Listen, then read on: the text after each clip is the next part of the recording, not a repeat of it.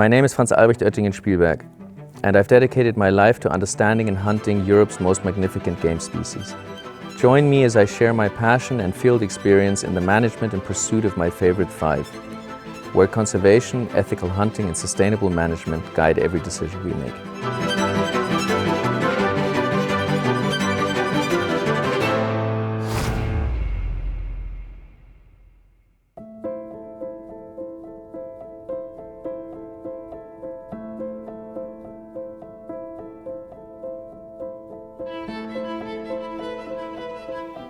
From a management perspective, ideally the management bucks, so those are the bucks that are either from a body weight perspective or from a trophy perspective under the average of the regional type. Ideally they would be taken out in the spring hunt, which we did in our German springbuck hunting series. And then the bucks that have better genetics or above average genetics, they should really be let into the rut for that year. And if they have the right age, let's say 5 or above, and you have younger bucks also of good genetics who could take over their areas, then I would take the older good genetic bucks in the rut or in the latter part of the rut so that they would ideally pass on their genes one more time that year. I like to wear gloves when calling bucks because the hands are the body parts that move the most and are the most visible, including the face, of course, but I'd rather not paint my face. But the problem is, on my right-hand side, the call I use, or generally any call, has a slightly different tone to it when I call with my naked hand compared to the glove. The glove muffles the call, and this gives off a different type of echo. It makes the call sound a little bit more aggressive. So I like to have my glove off on the right hand side. Also, for the hair trigger, it's very light on this gun, and I love it to be extremely light and to have full feeling and control of the trigger. It's better not to have a glove on. I also like to have a watch where I can keep time on how long I've been calling.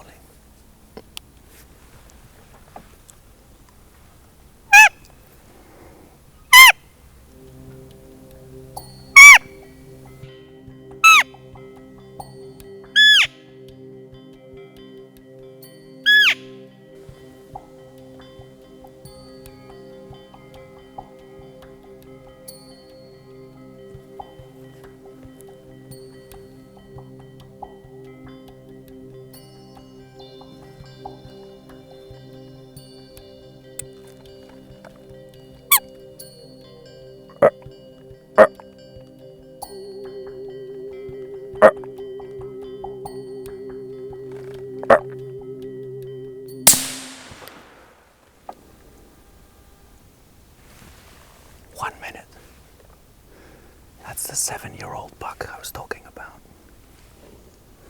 Literally 1 minute, and he was less than 12 meters away. He has a really interesting scar on his back.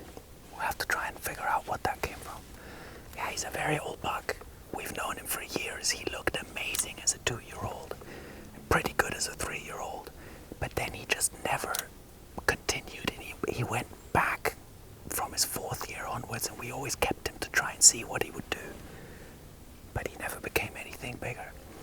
We're now again basically in the middle of the territory between this buck and his neighbor. But he came in.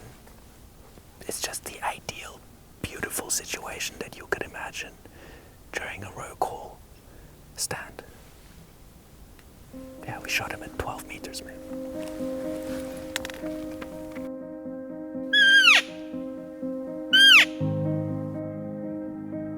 It's been 20 minutes. I kept calling just to see whether maybe that buck that lives just on the other side here might come in. But really, we were in the territory of this 7-year-old. problem is up there, the forest becomes so thick, there's no space for calling. So I think we'll have to try this one some evening outside in the fields and try and call him into the field. And now I want to go and have a look at the 7-year-old and then make a good plan for the rest of the night. As I said before, this stand was really to try and figure out how the conditions are. Is the wind steady? And get a feeling for what tonight might bring, to then make a plan whether to go for one of the good bucks. Now this is a great buck, he's 7 years old, but he's not one of the top bucks that we're after. What I've seen in the last 20 minutes is the wind has been relatively steady, even though there's some weather change in the air. And this buck reacted very well to the call immediately. So I have high hopes that when we go to the next stand, that maybe one of the bucks that we really want might come in. So let's have a look.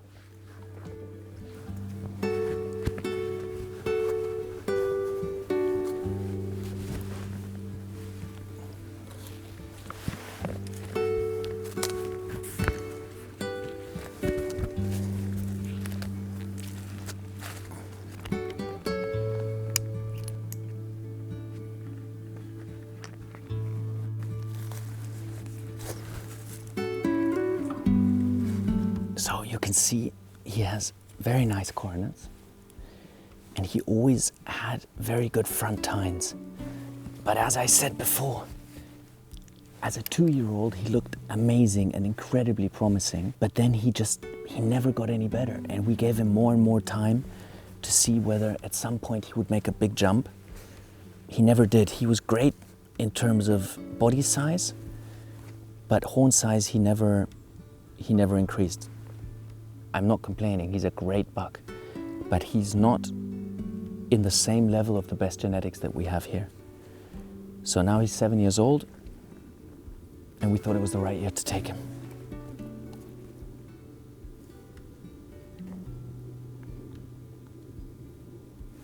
Nice flat.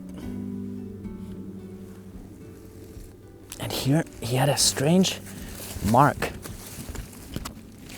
So I don't know what happened here, but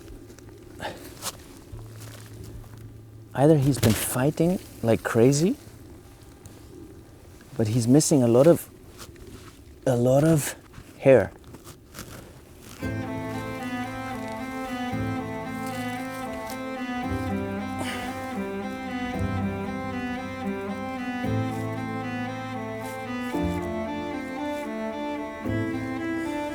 I mean, for me, the fascination with these reddish-brown colored roe deer in this dark green forest during the rut time, there's very few other things in the hunting calendar that get me as excited. It's difficult to explain, but this mysterious species keeps me awake at night. In a positive way.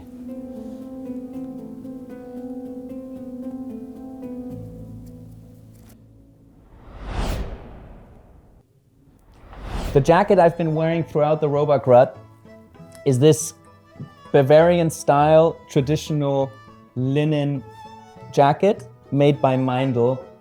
And I really like it because, firstly, if it's warm outside, it keeps me cool. And if it's cold outside, I mean summer cold, it keeps me warm. And I've used it all of this season. Very happy.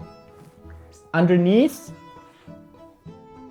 I wear this leather vest, also by Meindl. What I like about it is that it doesn't have a collar, so therefore it fits very nicely under the linen jacket, and it's got a linen back, so in case it is very hot, it just has exactly the right temperature, and it gives me additional pockets to put things like Q-tips, to clean my roe call, etc. And as you know, in the roe rut, you can never have enough pockets.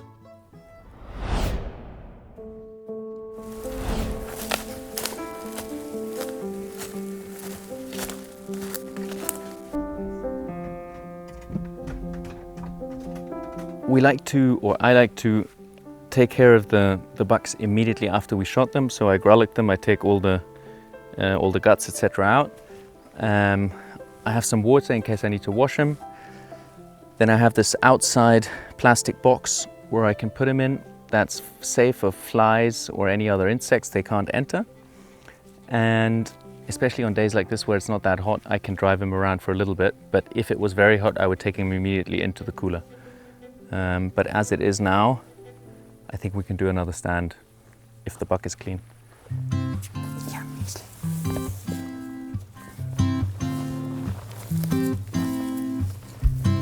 I don't like to open them all the way up to the throat and also not the breast cage. Just we do that once they get into the cooler. It's just because it adds extra space where any type of dust, dirt, flies, etc. can come in. So I just prefer taking everything out and cleaning it, and then the rest all the way up to the front of the neck, and this will be opened once it's in the cooler. I think in general, if the goal is to manage the roe deer population as biologically correct as possible, it's important to have a good age structure. You need old bucks to control that the 1 and 2 year olds are not taking part in the rut, that there's a hierarchy, and that the territories are clear of the older bucks. That brings a calmness and a structure into the population that is very important. The same that there's a good balance between female and males, and making sure that the genetic lesser animals are taken out consistently and the better ones are taken with older age. Now I have an app on my phone, and this is a digital tag. So now if I tag it, it's automatically in the system of the estate.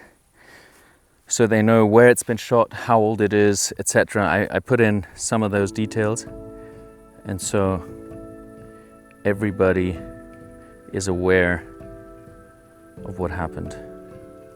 And here, for example, I have a list of all the bucks that get shot over the weeks or days, and I always know exactly when, where, and how something happens.